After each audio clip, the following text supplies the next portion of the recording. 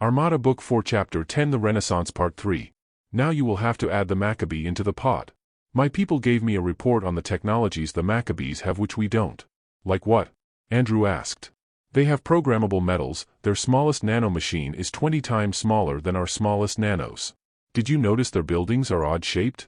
Their designs are functional and not aesthetic, which I find absolutely odd.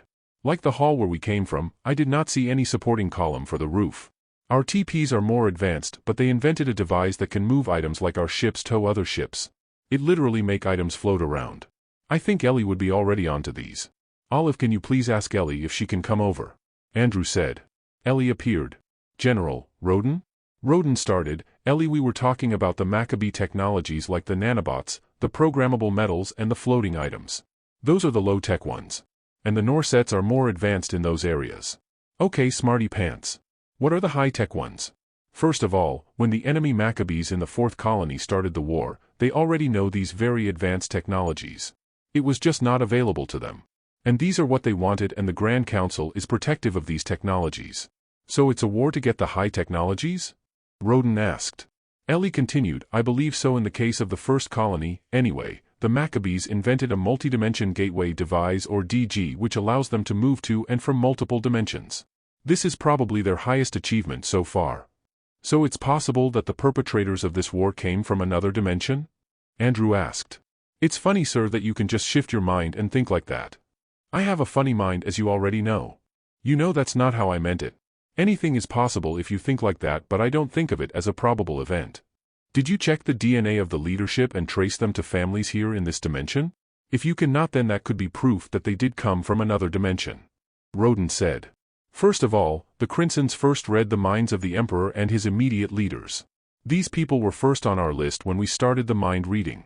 The readings the Crimson had is now public record available through our ships. Nothing along that line was revealed. Also, you have to ask why the rocks are all over the planets, occupied or not. But to make sure I did not miss anything, I will have teams go over their lives, which span several hundred years, and see if they did come from another dimension. I will also run a DNA trace for your benefit, Roden. Ellie said. Very good, Ellie. Andrew said. Run it 2 levels from the Emperor. So where are these DGs? Roden asked. I believe they are all in the 1st colony. I have not seen one myself though. So that answers why the Emperor proceeded to work on the 1st colony rather than the 2nd and 3rd. They were after these DGs. Andrew said. Linda appeared as a hologram. Boss, when are you leaving for the Marsons and Greenos? I was thinking Gantley and Tonin would go with 1,200 ships. Andrew said. I thought we were going, Andrew. Maybe the day after tomorrow. It would be a good excuse not to participate in the politics. Roden said. If you insist. We'll go in the morning after tomorrow. But Linda, you would have to be here and run our operations with the rest of the ships. Take a look at Jenny's operations also. Ellie, you can leave half your ships to take care of the medical and scientific issues. I really don't want to go. I should just stay here with Linda. I have a lot of work to do. Ellie said. But we don't have a science ship. Andrew countered. Don't make it sound like you need me, sir. It's a straight and easy job. You don't need technology to do what you need to do. Don't feel bad, Andrew. I will be accompanying you every step of the way. Roden said. You do realize, Ellie, that victories can cause loneliness and depression. Andrew stared at Ellie. Stop being so dramatic. There is nothing to it. Sir, I have to go and investigate the Emperor and his leaders. She beamed out without giving a crisp salute. See that, Roden? Did you see that? No salute. Eric and Roger saluted, but not Ellie. Linda was still there and she was smiling. Do you want me to salute you, boss? Nah, we're both generals. I'll just see you at the reception tonight. Linda disappeared. I think we are a long way off. Roden said. Later that night, the reception went like a ghost to Andrew and his people. They were all smiles and discussed the operations respectfully. They also made sure they knew all the people and their names. Olive and the other ships made it a point to tell the crew who they were talking to and what they should do. Andrew and Roden left early. As soon as the Grand Council left, they headed out. When they got back to their ship, they were informed that most of the officers were leaving within the hour and made it a point to leave the middle officers to carry the flag. The next day, it was more of the same and they all went through the motions again. When it was time to leave, they were all excited. The mid-level officers were tired of fronting for the senior officers. At Andrew's bridge, Brawny, Horan, Chilla and Ripon beamed in. Roden was walking from his quarters with Gantley when they met the Maqeebees at the bridge. Tonen and Andrew were discussing the hop deployment. Grand Council Master Horan, welcome to my ship, Andrew said as he went over to shake his hand. He gestured to the lounge at the back. Please have a seat. This is a nice ship, Andrew. Well appointed and classy. Thank you, sir.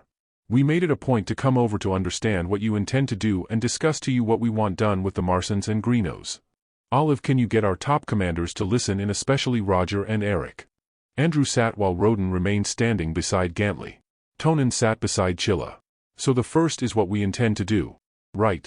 Well, first we free the slaves wherever they may be. Then we intend to get 3/4 of their ships and let them keep the rest intact. Then we would blow up half of the shipbuilding and weapons factories.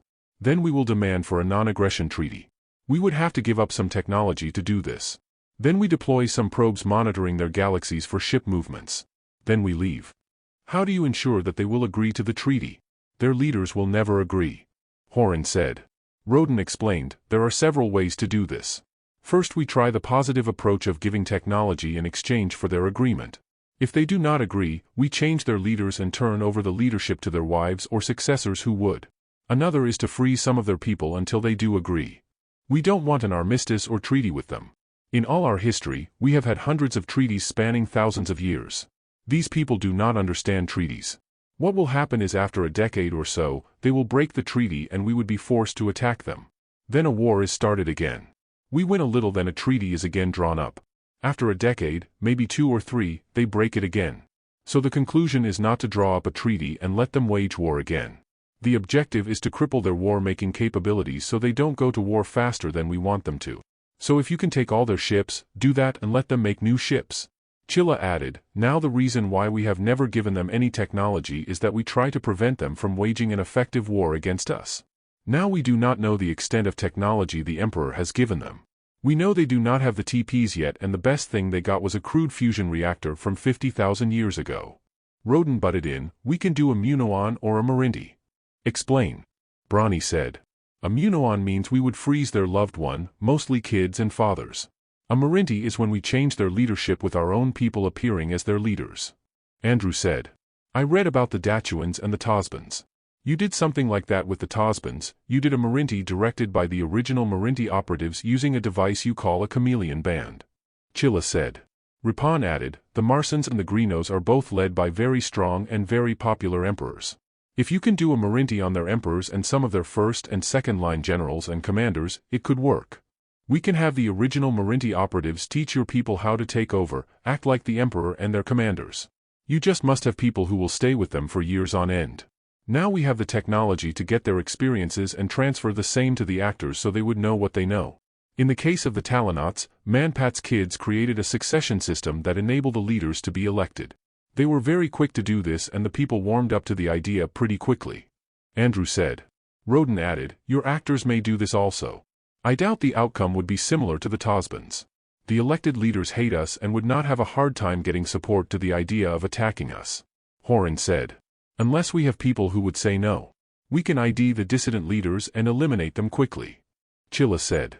That would assume you preserve the imperial system by doing a Marinti on the emperor and his family and the first and second line of commanders. Gantley said. What will you do with the imperial family and their leaders? Horan asked. Not us. You have to make that decision. Andrew answered. I would recommend we terminate them immediately or a personality change which is harsher. Ripan said. We would of course do a mind read first for all the people we substitute. Then we turn them over to you. Andrew said. Why would a personality change be harsher than death? Roden asked. It's like the old person never existed. You end up with a feeble, absolutely unaggressive person who has no past and would not know who his family and friends are. Chilla said. We will have our people effect a personality change immediately after the mind reading. Then dump them all in one planet. Horan said. Is the process reversible? Andrew asked. No, and believe me, we tried. Chilla smiled. I think we should eliminate their top leaders totally. If the Emperor is in a planet, some of his supporters might find him and use him for their ends. Roden said. Horan and Chilla thought for a while. Okay, tell your people to eliminate them. So are we agreed that we would kill all the leaders and do a Marinti on both of your enemies? Andrew asked. I think this would lead to better outcomes. Chilla, you will assemble our operatives who will take on the roles of the Emperor all the way to their leaders and family members. Yes, sir. We could request our Marinti friends to help you with the casting, acting and directing. Olive, can you call Bhaskar? Andrew said. After a few moments Bhaskar appeared and shouted, Andrew, you sly, you left me last night alone with the Talonauts and the Maqeebees. Upon seeing the Grand Council Master, oh, I'm sorry. Olive did not tell me it's a meeting. I thought you just wanted to apologize. I did not know I left you alone. I was just trying to survive last night. Bhaskar, you remember Grand Council Master Horan, Chilla, and Ripan? Roden asked. Of course, my apologies for my tactless tirade on Andrew. I will accept your apology even if you did not direct it to me. Anyway Bhaskar, we would like to do a Marinti on the Marsons and Greenos. Maybe you can give the guys some pointers. I read you directed the Talonauts to take over the Tosbans. Chilla said. The Talonauts are good actors, they take their job very seriously and they are never lacking in determination, dedication to the mission and perseverance. In a way these are the qualities we need of our acting operatives. I believe you have a large pool of spies and these are easier to train as actors. We also support them with thousands of invisible operatives who provide information to the operations managers. Add the information from thousands of invisible drone probes and ships in space looking down on the Emperor's planet and you could say, it's a very tight operation. So you'll take the job? Roden asked. For our Maqeebee friends of course I would be happy to. I would just round up some assistants. I think I have some of the Talonot operatives here. Give me a day and assemble your operatives and I will talk to them one by one. I would probably need about 2 weeks to prepare the men and women. How many spies would you need? Horan asked. I believe the Marsons and Greenos are led by emperors. Maybe 4,000 at least for each of them. Add to this number the invisible spies deployed all around, another 100,000 for each. Then you need at least 2 Armada-type ships preferably with Crinsons and thousands of taggers, hackers and infiltrators that conduct a continuous war on the Emperor. Do you think you have this number of spies? We have 100 times that number. A lot more if you include the non-spies who would take on the job. Chilla said casually. I doubt if the Crinsons will agree to a long-term arrangement to subjugate a free species. So you have to assume you do not have Crinsons. Andrew could provide the 2 ships. Bhaskar said. We just need to be sure they do not know about your cloaking technologies or destroy their scanning technologies that might intrude into your cloaking states. Andrew said. I will provide 10 each but the Maqeebees must man these ships. Roden added. More ships bring greater flexibility in operations support. Bhaskar said. You really are good at this Bhaskar. Horan commented. Roden explained, he was emperor for a long time. He knows all there is to know. Thank you Roden. Horan, are we made to understand that the arrangement would be permanent? Andrew asked. Yes, I will have our people run their affairs for centuries to come. We would probably change their system a little bit, slowly of course, to make it more efficient and friendly to our species. But to change the mindset of their people to even accept our species' right to exist would be an achievement in itself. These are very aggressive species and we would not expect them to change even in 1,000 years. Finally, we should know that in order to preserve the reign of the Emperor, some worthwhile development must be made that would benefit the subjects and keep their aggression at bay. Bhaskar explained, normally, the first thing our Emperor does is execute a lot of his bungling commanders for the flimsiest reasons. Remember they have just lost the war in their own turf and the Emperor is mad as hell. This way the fear and power is immediately re-established and reinforced. There is a script we follow to generate the desired effect on their people. I have no experience in doing a long-term substitution. Normally we create a way for democratic succession. Things could turn unstable after a decade or so years.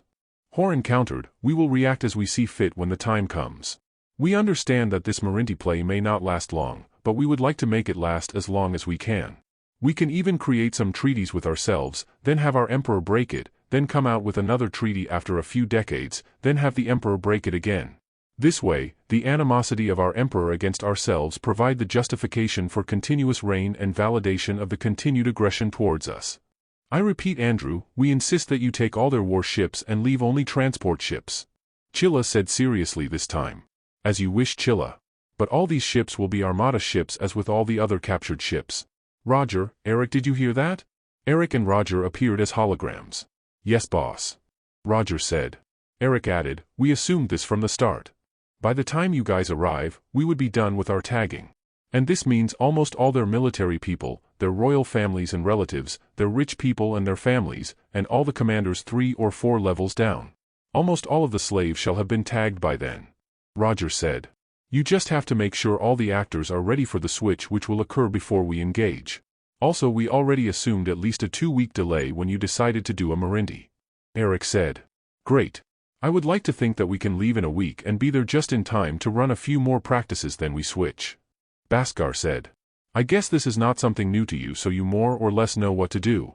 Horan said. Andrew explained, it's really a long and coordinated process. We have to train all your people for the 20 ships, all your spies and support personnel, and finally all your actors. Then we must be able to insert them at the right time. Tony appeared. Boss Olive said you need me? Tony, you remember Grand Council Master Horan, Chilla, and Ripan? Of course, Andrew. Grand Council Master Horan, Chilla, Ripan, good to see you again. Tony continued, we have started plotting a course to the Marsons and Greenos, 3 ships wide. I gave Lachine 30 cloaked Tasman hop ships to deploy towards the other species at the backside of the Maqeebee galaxies. We have plotted a course all the way to the Talonauts, a 50-ship highway, and we still have 20,000 or so ships. Then I heard the Marsons and Greenos have a combined 55,000 ships. So we have an overflow of ships for our hops. And don't think these hops will be operational all at once. At least a single line will work then another. I have more than 1 million people working on the hops as we speak. Did some of our people volunteer? Chilla asked. Yes, I took in around 500,000 to train, but they will be deployed in a week's time. Are we running out of TPs already? Roden asked, perplexed. No, I don't think so, because once we started doing the hops a few years ago, the Max Kick started the TP production and tripled their capacity, especially for the heavy-duty ones. And remember, some of the private companies are buying their own TPs and renting out space in the hops ships. We have thousands of heavy-duty TPs stored in various Mac planets. That's good to know, Andrew said. You are really organized doing these hops.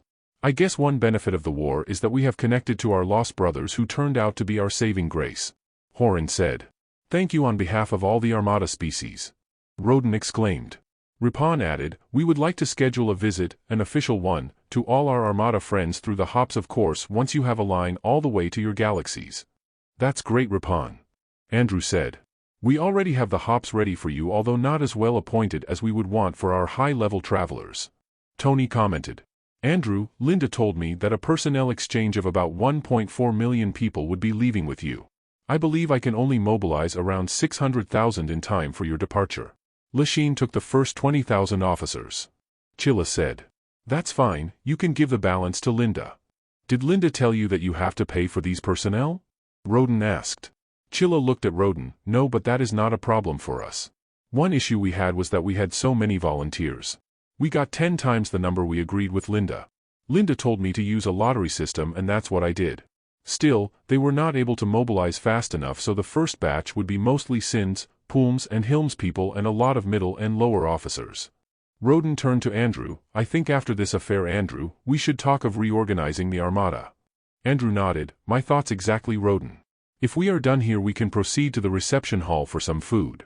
Meanwhile, Lachine took 5 days to end up at the Tippett Solar Systems, which was less than 100 MLY away from the edge of the 4th colonies.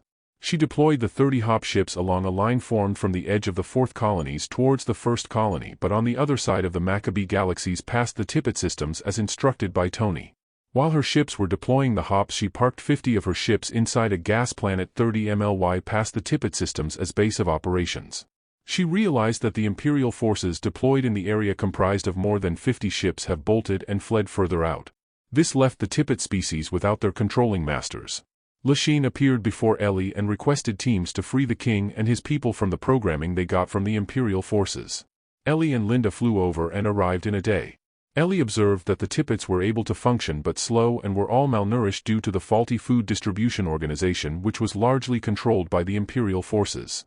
This time Linda gave the refugee problem to the Maqeebees since they were their closest neighbor. Earlier, Ellie and the Norsets were able to determine that the programming was like a high-level hypnosis that affects Typetian thinking functions.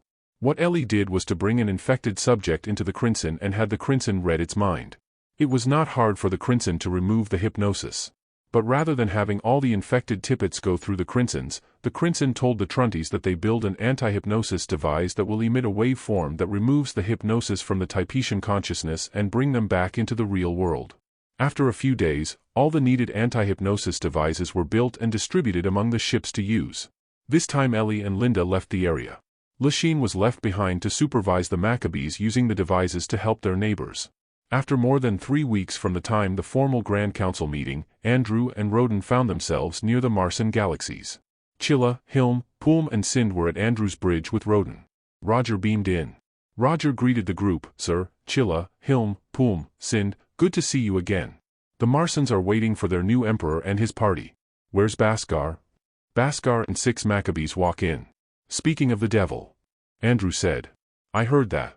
Roger, good to see you too. Olive announced. Bhaskar, the best time to switch is after the party when they are sleeping in 3 hours at the earliest. Good Olive, thank you. Chilla, may I say that this group is an all-award-winning group of actors. They studied their principles well and got all their mannerisms, the way they talk and walk and so on. The Crimson also transferred their memories so they know what their targets know. I believe they are a tad better than the Talonauts. Then he introduced the main characters for the Martians and for the Greenos. How about the supporting actors? Andrew asked. They were already deployed earlier so they can get the lay of the land cloaked of course but not Crimson invisible. Bhaskar answered. So after we switch we move over to the Greenos? Chilla asked.